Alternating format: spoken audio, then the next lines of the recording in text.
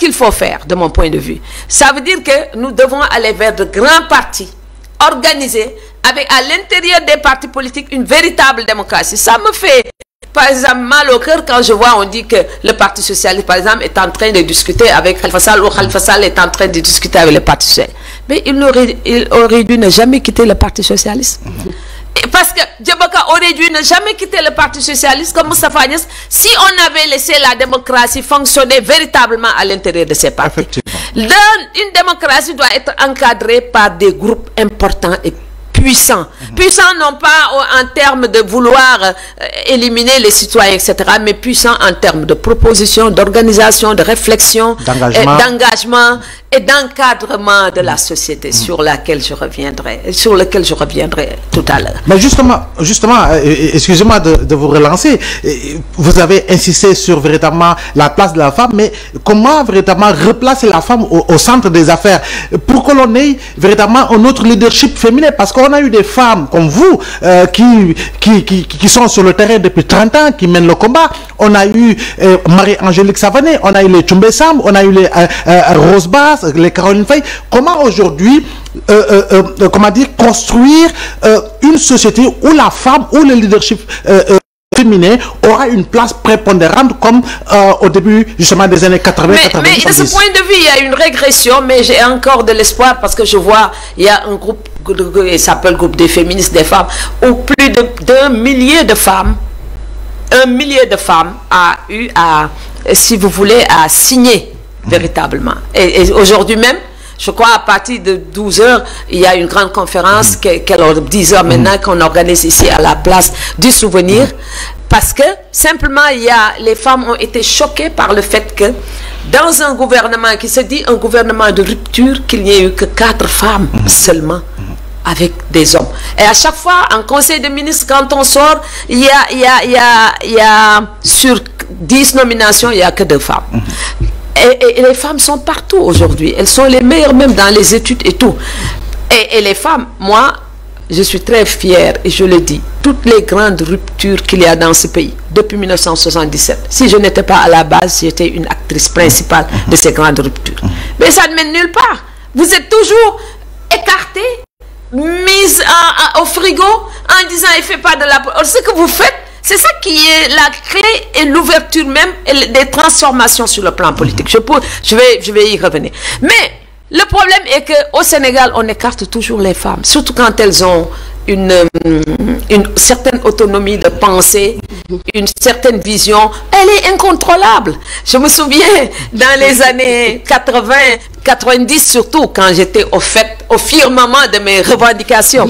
J'ai un ami qui était venu du Congo. Elle m'a dit, oui, on dit que tu veux tout changer, tu veux tout bouleverser, tu veux faire de la révolution. Mais si tu fais de la révolution, dites-nous ce que vous allez mettre à la place. Je dis, bon, je peux vous dire ce que... Après, il me dit, mais faites au moins un enfant, qu'on sache que tu es une femme.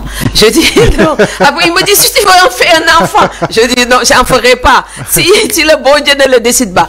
Parce que, et je vous assure, si je peux raconter toute une série d'anecdotes sur ces choses-là. C'est-à-dire, une femme, et puis on dit et j'ai eu des moments extrêmement difficiles, mais ça ne m'a jamais changé.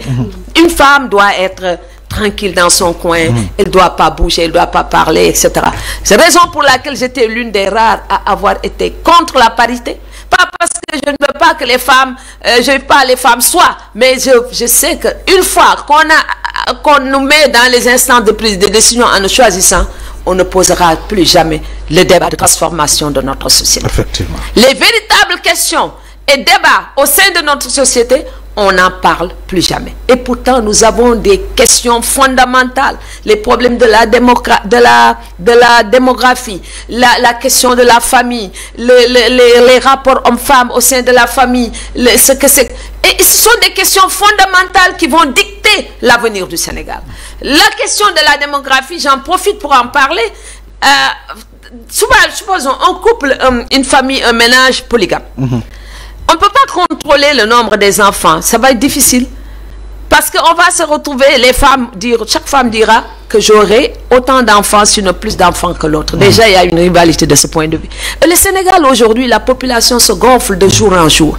D'abord, pour 2 raisons. Il y a le taux de fécondité qui est un taux assez élevé, mais aussi la population, elle se gonfle en raison de l'émigration. L'émigration des autres pays d'Afrique voisins et même en dehors de l'Afrique.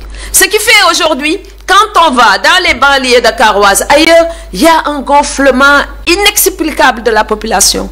Et le pays ne peut pas continuer à fonctionner de cette manière-là. Nous devons rationaliser notre rapport à la démographie, notre rapport à l'immigration, notre rapport... Parce que aussi c'est le pays stable, on le comprend, tout le monde vient ici. Mais il y a des conséquences sur lesquelles j'aimerais bien aussi qu'on revienne tout à l'heure. Alors ce gouvernement composé de 4 femmes repose la problématique de la parité, l'applicabilité de la parité. Aujourd'hui, qu'est-ce qu'il faut faire pour vraiment faire appliquer cette loi qui est violée par les autorités elles-mêmes?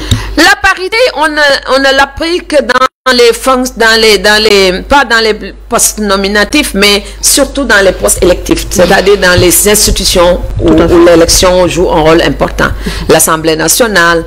Mais même avec ça, si on réfléchit beaucoup, quel est le gain que les femmes sénégalaises ont gagné avec la parité, avec autant de femmes à l'Assemblée nationale? Moi, je ne connais pas les femmes députées, parce qu'elles ne s'illustrent pas dans le débat public.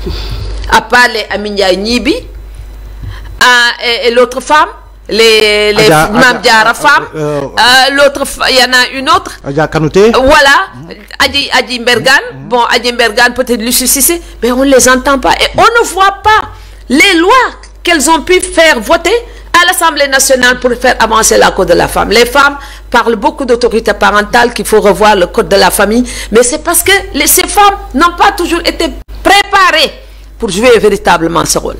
Au contraire, elles sont souvent instrumentalisées par les hommes qui luttent de façon à travers des femmes qu'on interpose. Moi, je pense, par exemple, je l'ai toujours dit, Marie-Angélique Savané aurait dû être à l'Assemblée nationale il y a longtemps. Mimi Touré, toutes ces femmes-là de grande envergure, de grande qualité politique. Mais on est toujours écartés, malheureusement. Malheureusement. Or, le Sénégal est un modèle en matière de démocratie en Afrique. C'est un pays où il y a encore un success story, mais de ce point de vue-là, il y a un véritable retard. Et on a instrument. Qu'est-ce qu'on n'a pas fait pour déconstruire le discours religieux dans ce pays-là, en disant que c'est pas la religion qui constitue vraiment un problème. Un problème. Et je lisais, par exemple, une sourate. Je crois que c'est la sourate 81, où il y a un verset, d'ailleurs, je vais reprendre ce texte. Et ça m'avait beaucoup frappé dans ce verset-là. C'est-à-dire, à chaque fois qu'on lit le Coran, on découvre des choses. On dit, le jour du jugement dernier, Dieu demandera aux filles, qu'avez-vous fait pour qu'on vous enterre vivante? C'est la seule question que Dieu a posée à des humains dans cette sourate, et ce sont les filles. Ça veut dire quoi? Ça veut dire que Dieu est totalement contre le sort qui a été justement réservé aux filles. Et ce sont ces genres de sourates, moi c'est venu comme ça, pourtant Dieu sait que je lis souvent le Coran, mais ce verset a fait tilt dans ma tête, et je vais en faire une réinterprétation pour ça. Maintenant, on vient encore à ces questions. Les femmes sont toujours écartées. Dans les années 90, on a eu un débat femmes-islam, le renouveau de la démocratie, justement, à travers le conseil des femmes. C'est fait à travers les femmes. Tous les discours, les débats, dans les cérémonies familiales, enseigne que même dans les familles maraboutiques, ils étaient obligés de mettre en valeur certaines femmes dans le domaine social qui revenaient du phare. Mais malgré tout ça, à chaque fois qu'il y a alternance, Ablaye Wade, je me souviens, quand on l'avait questionné pourquoi dans son gouvernement il n'avait pas nommé autant de femmes, il dit des femmes qui ont un niveau, des femmes qui ont des compétences, je n'en connaissais pas. Je dis, mais peut-être vous n'en connaissez pas dans votre parti, mais ça existe bien dans le pays. Et j'avais même fait un texte. Il avait fait une interview dans Amina et j'avais fait un texte pour lui répondre. Vous savez, on s'est battu. Si vous reprenez toute la presse dans les années 80, 90, etc. Moi, je me souviens, Walfadjri Sud. Quand je faisais la une d'un journal, avant 10 heures, le journal était vendu.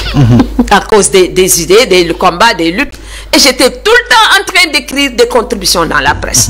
Mais malgré tout ça, on ne vous reconnaît.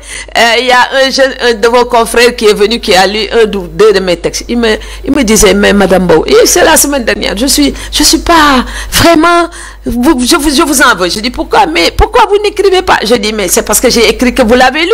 C'est que les hommes ne lisent pas les femmes, malheureusement. Finalement, qu'est-ce qu'il faut faire de la parité? Moi, je pense que la loi est votée, il faut continuer. Mais dans les postes de nomination, il faut exiger un quota. 30% par exemple. Si on a déjà 30% dans les postes de nomination, des femmes compétentes ne manquent pas dans ce pays. Absolument. Elles existent dans ce pays. Moi, j'étais étonnée de voir que, par exemple, certaines femmes qui ont accompagné le mouvement là, le Diomaye président, je ne l'ai pas les retrouver. Par exemple, je dis toujours au fond, parce que je connais très bien Yacine Fall, je connais très bien Aminata Touré, est-ce qu'elles ont pu avoir un impact dans les choix et dans les propositions?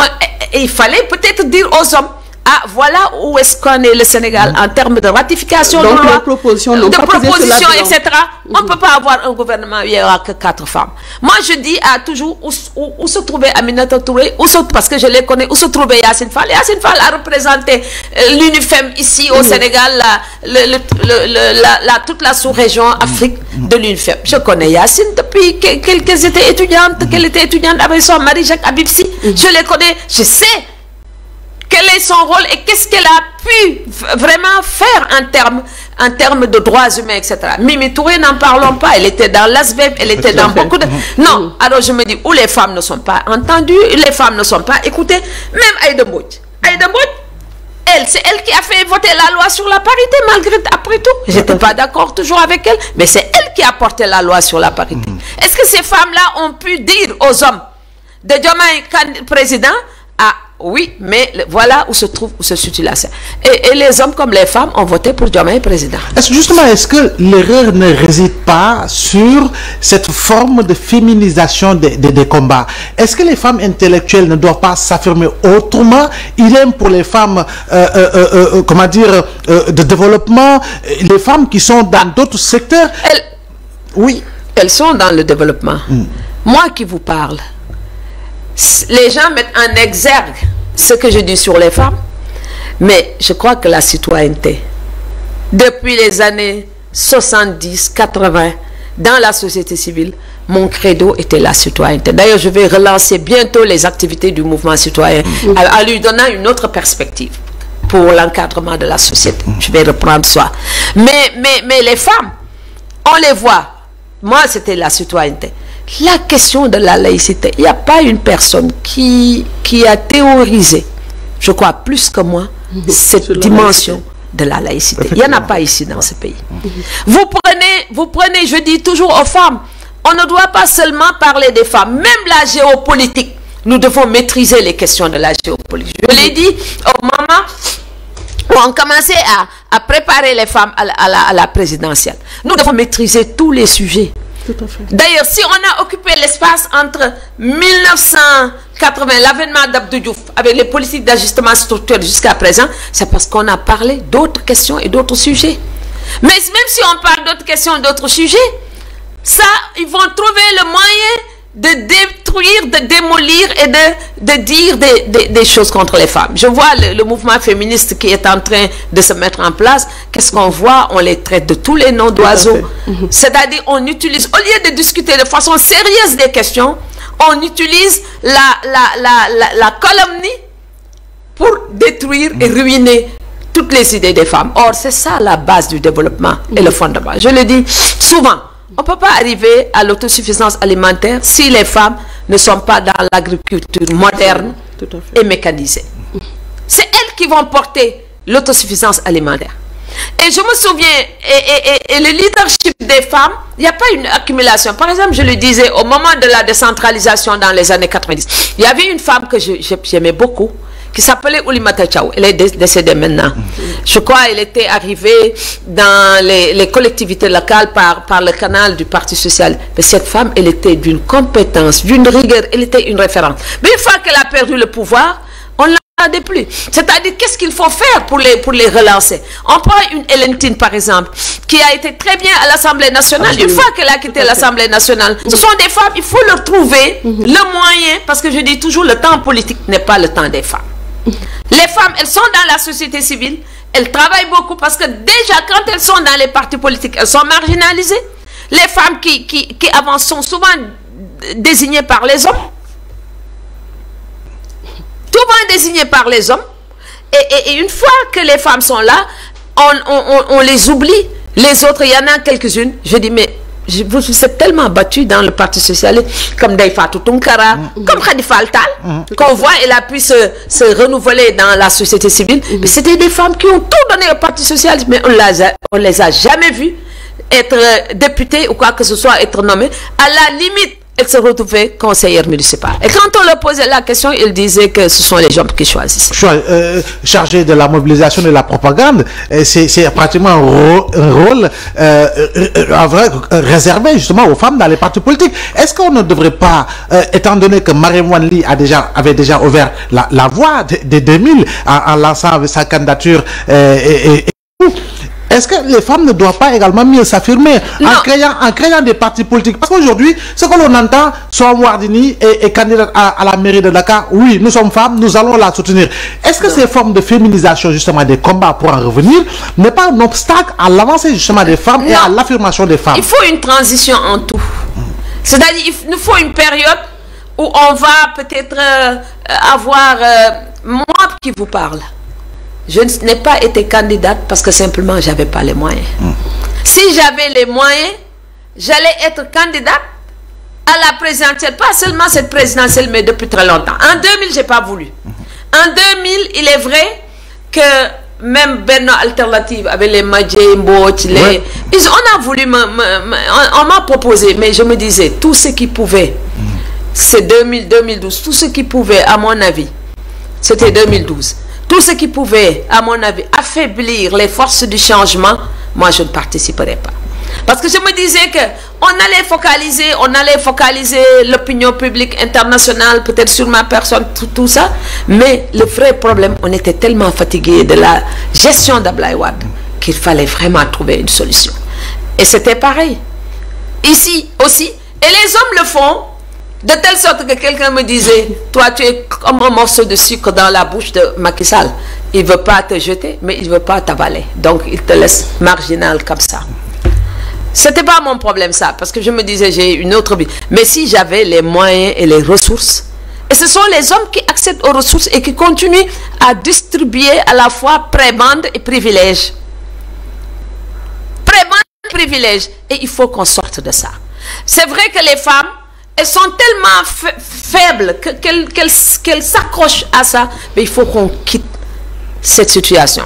On ne pourra pas le faire que le jour où on dira que telle personne peut bien nous représenter. Un parti de femmes ne peut pas exister.